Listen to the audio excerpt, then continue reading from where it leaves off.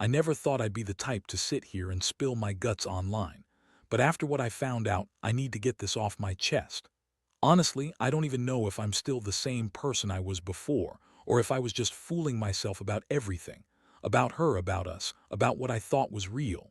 It all started on what should have been the happiest night of my life, my wedding reception. I was standing there, giving the speech I'd rehearsed 100 times, trying to keep my voice steady. The room was packed, everyone smiling, glasses clinking, and I was finally feeling like we'd made it, like everything was perfect. Then out of nowhere I saw her. She was across the room, near the bar, wrapped up in that guy, my best man no less. That moment my stomach dropped so hard I thought I'd lose my footing. They were laughing too close, whispering, touching. I couldn't hear what they said from where I was, but I could see her hand brushing his shoulder, her head tilting toward him like she was trying to hide something. I froze. My legs felt like they'd turned to concrete. My eyes stayed locked on her, even as I kept talking, even as I forced my voice to stay steady. My heart hammered in my chest, and I swear I could feel my palms start to sweat. My mind raced through every moment I'd spent with her, every late night, every whispered promise, all of it now twisted into this sick, horrible picture. No one else seemed to notice what I saw. The room kept spinning around me, and I felt like I was watching from a distance. I could taste that sudden burn in the back of my throat, like I'd swallowed something bitter. I wanted to run, to scream, to do something, but I just kept talking. Internally, I kept telling myself, it's probably nothing, just your imagination. But I knew better, I'd seen enough. When I finally sat down after my speech, I didn't even bother pretending I was okay. My stomach was twisted and my mind was racing with questions I didn't want to ask. Was I just a fool? Did I ever really know her? Or was everything I believed about us just a giant lie? Later that night, I snuck away from the crowd, my hands trembling as I pulled out my phone. I wasn't thinking straight, just desperate for answers. I opened her messages. That's when I saw it, the texts, the flirty emojis, the late-night calls she'd been hiding, all with him. While I was giving my vows, she was sneaking around, giggling with him like they had some secret world I was never part of. Seeing those messages made my stomach turn. It was like a punch to the gut, all the trust I'd had dissolving into ash. I couldn't breathe right. The room spun again. I felt this cold rush of rage and hurt swirling inside me, a deadly mix that I knew would change everything. That's when I realized I had to plan my next move. I don't trust her anymore, not one bit. I don't even know who she is under all that pretty smile and perfect words. The betrayal cut deeper than I ever thought possible. I'd always thought I was a good judge of character, but now I'm not so sure. Maybe I was just blind, or maybe she was just better at hiding who she really was.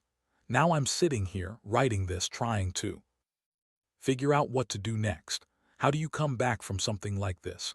How do you even look at her again without feeling like you've been punched in the chest?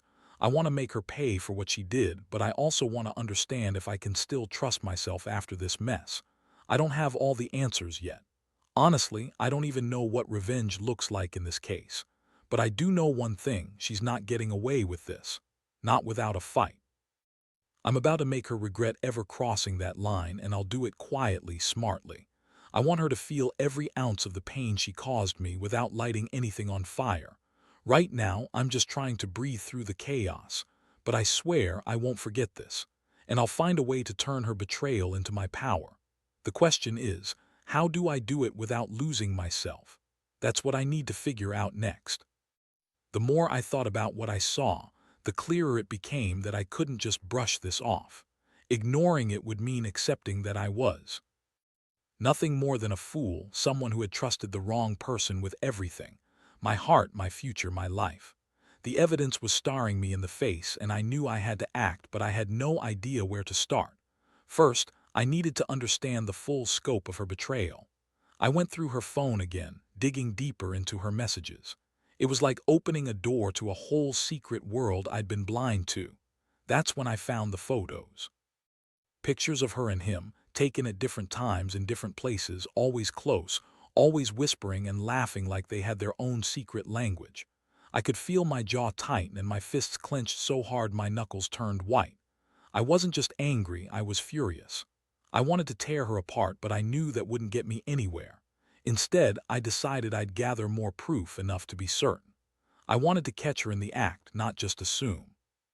So I started watching her more closely, paying attention to her routines, her hours, the little things she said and did. It was a sick game, but I was determined to play it until I had all the pieces in place. Meanwhile, I also reached out to my best man, not in anger but in calculated coldness. I needed to hear his side to confirm what I already suspected. When I finally confronted him, he didn't deny it. Instead, he looked uncomfortable, shifting in his seat, avoiding eye contact. "So she's been sneaking around, huh?" I said, voice low and measured. He hesitated, then finally nodded. "Yeah, I didn't want to ruin everything, but yeah, we've been seeing each other." That's when I realized I needed to do something drastic. I couldn't just let this slide, not after the way she betrayed me in front of everyone, right under my nose. If I didn't take control of this situation, I'd never recover. I had to make her see that I was serious, that I was done playing nice. I started planning my revenge. It wasn't going to be loud or destructive, at least not outwardly. I had to be smart, surgical. I needed to expose her, but I also needed to make sure she felt the sting. That meant gathering enough evidence to confront her confidently, with no room for denial. My mind raced through possibilities. Maybe leaking the photos to her friends, making sure everyone knew what she'd done. Or maybe revealing the messages at the right moment in a way that left her defenseless. I also decided I'd keep her close for now, make her think I was still the same naive fool she could manipulate. That way, when I finally struck, it would hit hard and fast. I remember thinking, she's not the only one who can play games. I had to be patient, but I also had to be relentless. I couldn't give her any room to breathe, not anymore. One night, I planned to confront her directly. No more hiding, no more pretending. I knew I had to say something that would shake her, something that would get her to realize I wasn't just going to let her get away with it. I wanted her to feel the weight of her betrayal, to understand that I was done being the fool she thought I was. As I sat in the quiet darkness of my apartment, I could feel the adrenaline rising. My hands were clammy, my heart pounding so hard I thought it might burst out of my chest. I took a deep breath, trying to steady myself, knowing that whatever happened next would change everything. The plan was simple but effective. I'd wait until I had enough proof, then I'd invite her to a heart-to-heart, not just a casual talk, but a confrontation she wouldn't forget. I'd tell her everything I'd discovered, show her the evidence, and watch her crumble. Or so I thought. I didn't realize how much more complicated things would become once I actually put my plan into motion. But one thing was clear, I wasn't going to let her walk away with a clean conscience. She had to face what she'd done, and I was going to be the one to make sure she did. My stomach was tight with nerves, but I could feel this strange flicker of resolve lighting up inside me. I was done being the victim. It was time to take back control, even if it meant getting my hands dirty. Now I just had to wait for the right moment. And when that moment came, I'd be ready. The night I decided to confront her, everything felt heavier than usual. My apartment was dead silent, the kind of silence that presses against your ears, makes your skin crawl. I paced around, my palms sweaty, the weight of the plan pressing down on me. I kept replaying her face, so innocent, so sweet, while I knew the truth was far from that. I'd gathered enough evidence by then, screenshots of the messages, photos of her and him, the receipts from their secret meetups. It wasn't just a moment of betrayal, it was a full-scale attack on everything I thought we had. I'd hidden the evidence in a folder on my phone, locked behind a passcode I knew she'd never guess. Once I had her cornered, I was going to make her see what I'd uncovered. So I texted her that I wanted to talk. Nothing fancy, just a simple, "Can we meet tonight? I need to see you." That was a lie.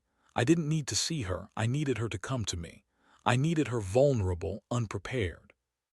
When she showed up, her face was tense, a little nervous, like she knew I'd finally caught her and was ready to explode. "Hey," she said softly, stepping inside. "What's this about?" I kept my voice calm but firm. "We need to talk about last night, about us." I paused, watching her eyes flicker with uncertainty. "I've seen everything, the messages, the pictures. I know about her."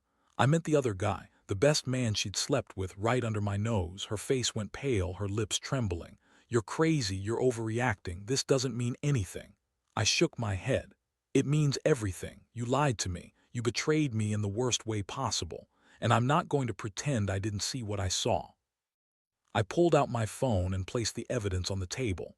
"This is what you did right in front of my face while I was giving my speech. How could you?" Her eyes widened, a mixture of guilt and panic. "It's not what you think. It was a mistake just that night, I swear. I didn't mean for it to happen." "Stop," I cut her off. "You don't get to explain this away. You've been lying to me for months. I trusted you. I loved you. And all this time you were sneaking around, messing with my best man, trying to hide it." My voice cracked slightly, but I forced myself to stay steady. "You want to tell me it was a mistake? Fine, but I've made up my mind. There's no coming back from this." She sank onto the couch, tears streaming down her face. "Please don't do this. We can fix it. I'll do anything." I felt a cold fury spread through my chest. "Fix it? You think you can just say sorry and everything's fine? You've destroyed everything we had, and I'm done. I want out." I was done begging, done pleading. I reached into my pocket, pulled out a small envelope and slid it across the table. "That's the proof I've gathered. You can keep lying, but I won't be fooled anymore. I want you to leave tonight and don't come back." Her hands trembled as she reached for it, her face twisted in pain. "You're making a huge mistake." I looked her straight in the eyes. "No, I'm finally seeing the truth, and I'm freeing myself from this nightmare." I turned away, my stomach tight, my mind racing.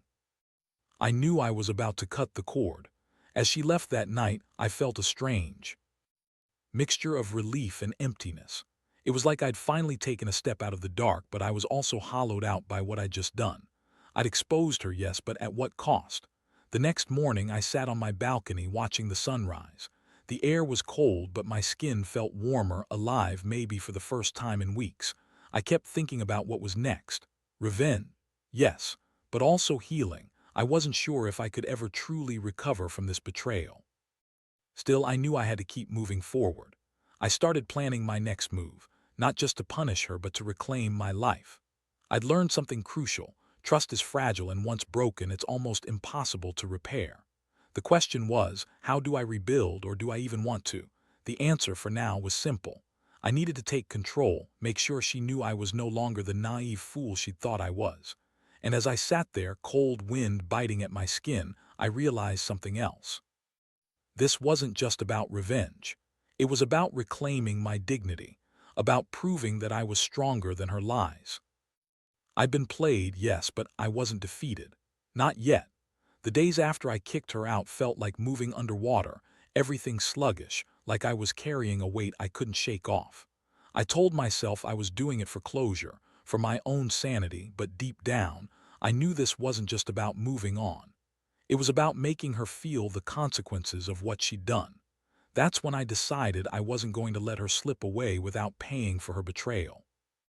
I spent hours poring over every detail, every message, every moment I had of her. I wanted to understand her mind, her motives. But more than that, I was plotting how to make her see what she lost. She thought she could cheat, lie, and walk away unscathed. I wasn't about to let that happen. Not without a fight. I started with small things, posting subtle hints online about trust and betrayal, making sure her friends saw it, but not directly. That way, I could let her feel the sting of public exposure without outright numbing her. Meanwhile, I kept the evidence I'd gathered close, just in case I needed it later. I wasn't rushing, patience had become my new motto. The more I kept my calm exterior, the more her world would start to unravel. One evening, I ran into her best friend at the grocery store. She looked surprised to see me, her eyes flickering with curiosity. I kept my voice steady, almost casual, but I made sure she knew I was in control. "You haven't heard from her, have you?" I asked, sipping my coffee. She hesitated, then nodded. "No, she's been pretty upset, I guess." I smirked inwardly. "Tell her I said she made a huge mistake, that her actions have consequences." She looked uncomfortable but nodded. I wanted her to see I was serious, that I wasn't just going to disappear quietly. I knew people would start talking, and I wanted to make sure she felt the pressure mounting. In the meantime, I also contacted a lawyer, just to get advice on what I could do legally if I needed to. I wasn't planning anything reckless, but I wanted options. The last thing I needed was to be or accused of something I didn't do. This was a war of minds now, and I had to be smart. The most surprising part was how her absence started to hit her friends. I heard from a few that she was avoiding calls, not answering texts. Good. If she thought she was going to escape this easily, she was dead wrong. I wanted her to feel the isolation, the fallout of her actions. That's when I knew I was on the right track. Then I got another idea, one that made my pulse race with a strange mix of adrenaline and satisfaction. I reached out to her family, just a simple message. I think she needs to hear the truth.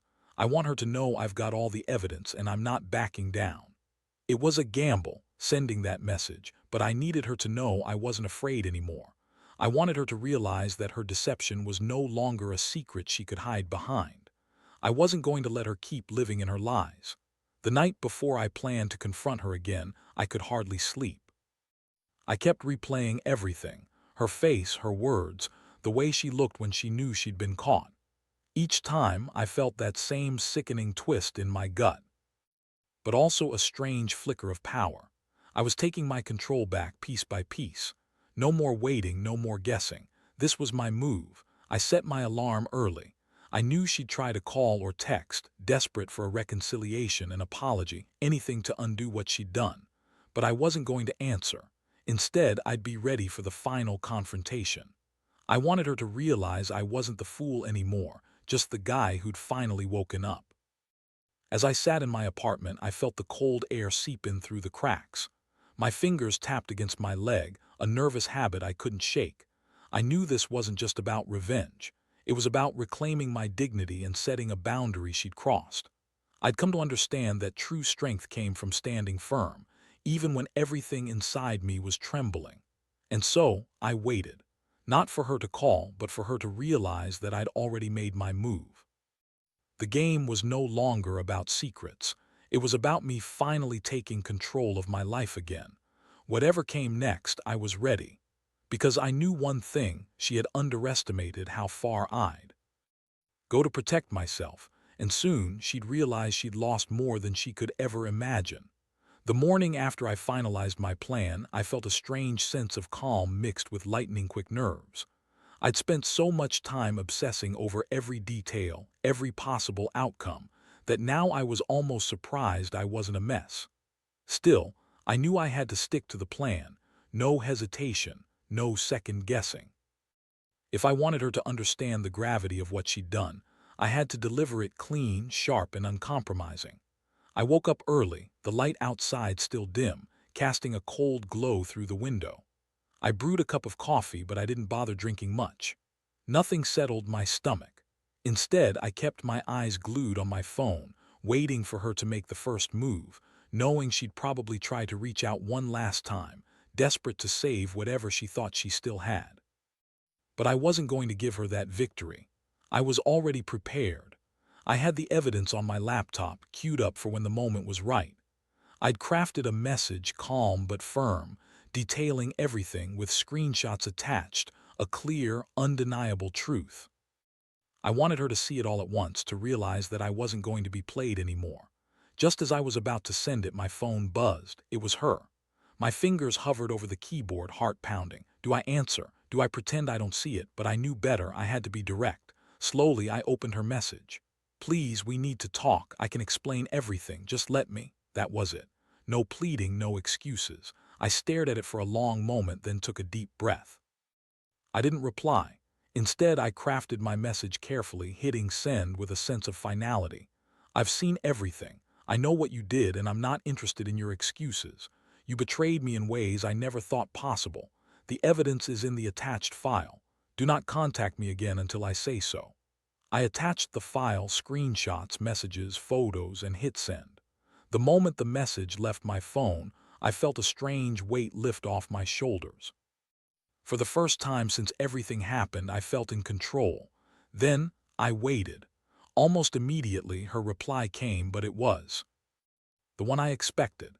Instead of anger or tears, it was a long, rambling apology filled with excuses. She begged for another chance, promised she'd change, admitted she was wrong, but claimed she still loved me. I read it with cold detachment.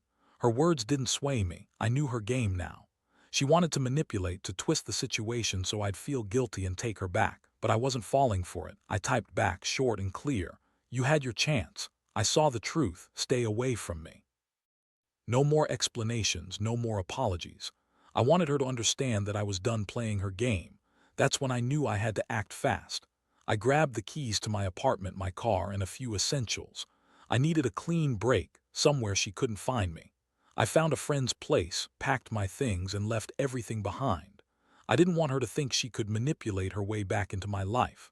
I drove away without looking back, feeling a strange mix of relief and fury. She thought she could cheat, lie, and walk away unscathed. No, I was going to make sure she remembered what she did. I was done being naive. As I pulled out of the driveway, I felt it inside me, the burning need for closure, for certainty that I'd taken back control. I'd been played for a fool, but I wasn't going to be the one who paid forever. I'd dismantle her lies, brick by brick, until she knew she'd lost more than just a man. And that's exactly what I was about to do. Driving away from that house, I felt like I had finally stepped out of a nightmare I'd been living in for months. My hands were still numb from clutching the steering wheel, but inside I was shaking in a different way, part relief, part anger, and a heavy dose of resolve. It was over, or at least I hoped it was. I'd done everything I could to cut ties, to make her see she'd lost the only thing she ever truly had: my trust, my love, and my respect. The truth was, I'd spent so long questioning myself, wondering if I was just imagining things or if I'd misread her signals. Now I knew better. That night at the reception, her betrayal was undeniable. The evidence I'd collected, the way she looked at him, the secret texts, none of it was a coincidence. I'd been a blind fool, but no more. I'd kept my composure, planned meticulously, and now I was walking away into a new chapter of my life, free from the chaos she'd brought into it. The first few days were the hardest. Every time I closed my eyes, I saw her face, her smile, the way she betrayed me right in front of everyone. But over time, those images started to fade, replaced by a strange sense of clarity. I realized I'd been clinging to a fantasy of what I thought we were. Maybe I'd ignored the red flags, convinced myself she was different, special, but she proved otherwise. She was someone else entirely, a person capable of deception I never knew she had in her. I also learned something important. Revenge isn't just about hurting someone else. It's about reclaiming yourself, your sense of worth, your boundaries. I didn't need to burn her bridges or drag her through the mud, though I admit I wanted to at first. Instead, I chose to walk away with my dignity intact, knowing I stood up for myself when it counted most. That day, I decided her betrayal wouldn't define me. My response would. Now I focus on rebuilding, on healing from the inside out. I've started therapy, talked to friends, and slowly I'm rediscovering who I am without her. It's a slow process, and honestly, there are still nights when I feel the sting of betrayal. But each day, I remind myself I'm better off without someone who could do this to me. No one deserves that kind of pain. Looking back, I see it clearly. Trust is fragile. When it's broken, it's almost impossible to mend. It's easier to start fresh, to build something new on stronger ground. I've learned to listen to my gut, to never ignore the red flags, and to value myself enough to walk away from anything that doesn't serve my peace. To anyone out there who's going through something similar, here's my advice. Don't let the pain convince you that you're weak. Be smart, be patient, and above all, be kind to yourself. Trust takes years to build, seconds to destroy. Once it's gone, don't chase after it. Instead, pick up the pieces and move forward. Because the only way to truly win is to reclaim your life piece by piece. As for me, I've finally closed the chapter. I handed over the keys, filed the papers, and walked away from the wreckage. And I know deep down that I'll be okay. Because I've learned that no betrayal can define me unless I let it. I am still standing, stronger, wiser, ready for whatever comes next.